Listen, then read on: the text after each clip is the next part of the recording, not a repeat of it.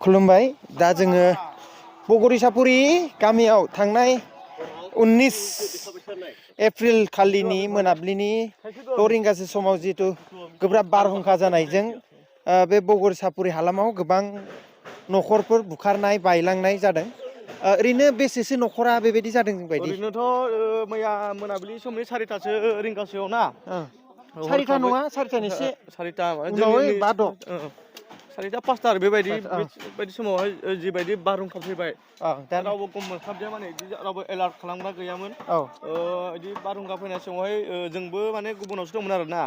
बेयाव हरखाब फैनायाव जोंबो गुबुननि न'आव थानानै मालायनि न'आवसो हाबनानै सां सिङाव एब्रिलाबायनो थानो गोनां जादों। बैसागोआनो जोबखायाखैमोन ना मोसानाया रंजानाया दा नायदो परिबेक माने थासारिया बे नायदो बेमोन न'आ दा बेयावथ' खुन्था गोजा बे न'खौ बुख्लाबनानै नैयाव गारफैबाय नामा जों न'आ बैमोन आरो बेमोन बेबायदि जाबाय अबस्था। दासिमबो नैयाव साफा खालामबाय थादों न'खौ बानायबाय थादों।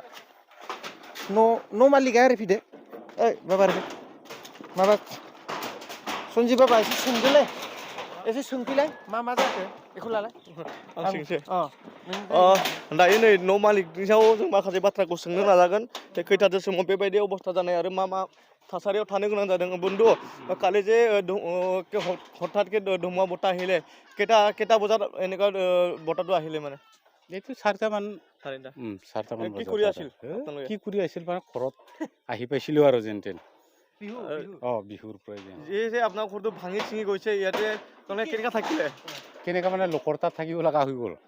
উপায় নাই মানে ল'ৰা পোৱালি লৈ আহিছে আৰু এনেকুৱা থাকিব পাৰিব। এতিয়া আপুনি লোকচান বহুতে আৰু যেনিবা টিং চিং বৰবাদ এতিয়া যেনিবা যেন তেন মানুহকেইটা বাচিছোঁ আৰু এতিয়া ধানটো নাই বাৰু ইমান সেনেকুৱা ল'ৰা ছোৱালী কিতাপ এইবিলাক এই কিতাপবিলাক চব আৰু বৰবাদে বুলি কয়।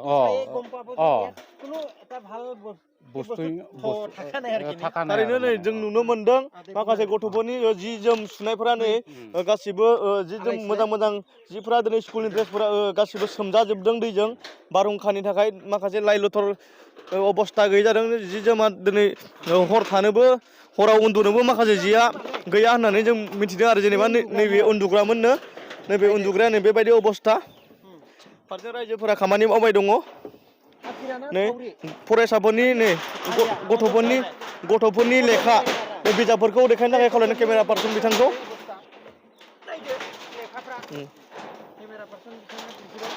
केमेरा पार्सन बिथाङा दिन्थिबाय दङ। नैबे खामानि मावग्राफोरा माने मदद होलायनाय होननाय जादों आरो जेनेबा मदद होनानै रायजोफोरा खामानि मावलायबाय थादों। दायो फारसेथिं नै न' बायनायनि थाखाय बेथिंजायहाय गोदान बानायबाय दङ गोदान न' बानायबाय थादों बेखौबो केमेरा पार्सन बिथांखौ दिन्थिनो थाखाय खावलायबाय आङो।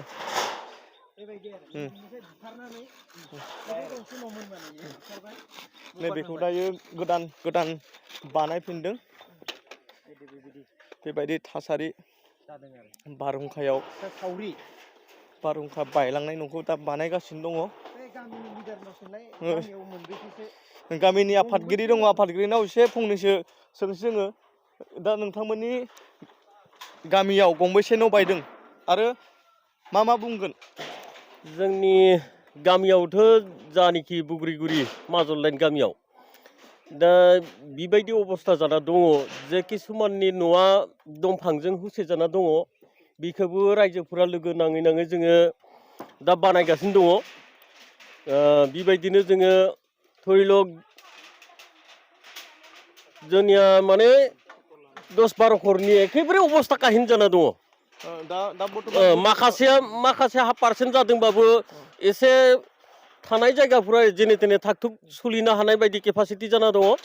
10-12 घरसेया एखेबारे एकदम अबस्था गैया आरो दायो बर्तमान भवन पेग 114 नं बिधानसभानि भवन पेग सारा दा बर्तमान फैबाय दङ। नै जोंनि बारहुंखा बारनानै माखासे न' सिफाय जालांनाय बे सिलिंखार जालांनाय जायगाखौ नायनो फैबाय दङ। बेयाव नोंथाङा भवन पेग सारनिफ्राय मा हास्थायगोन?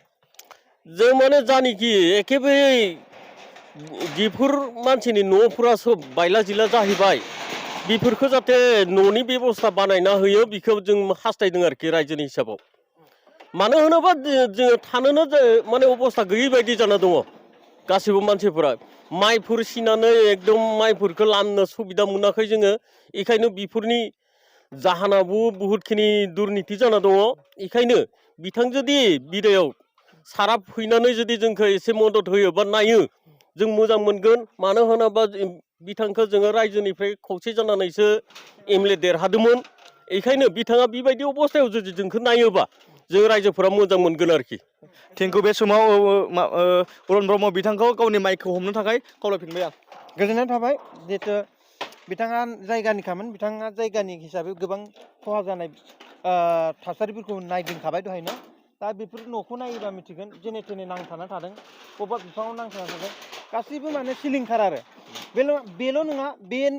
बेल' नङा गोबां बेबायदि जायगायाव जिहेथु जों मोनसेल' थासारिखौ दिन्थिबाय दा बेबायदिनो दाब दाब जायगायाव बेबायदि गोबां गाज्रि थासारि जादों आरो बेनिखायनो बे समाव नोंथांमोननो बिदुंनि गेजेरजों दिन्थिबाय देग्लायनि गिबि बारहुंखा बियो गिबि बारहुंखा बैसागनि 5 अक्ट'मोन बैसागनि 5 अक्ट'मोन ओरैबायदि गिबि आरो गिबिबो गिदिरबो आरो बेजों फोरमान होदों गोबां न'खरा आलाय सिलाय जालांदों आरो गोजोननाय थाबाय अरुण ब्रह्म इउटुब चेनेलनि गेजेरजों नोंथांमोना धेमाजि जिल्लायाव दाब दाब जायगायाव बारहुंखाजों न'खरफोरनि खहा जानाय थासारिफोरखौ गोजोन्थों।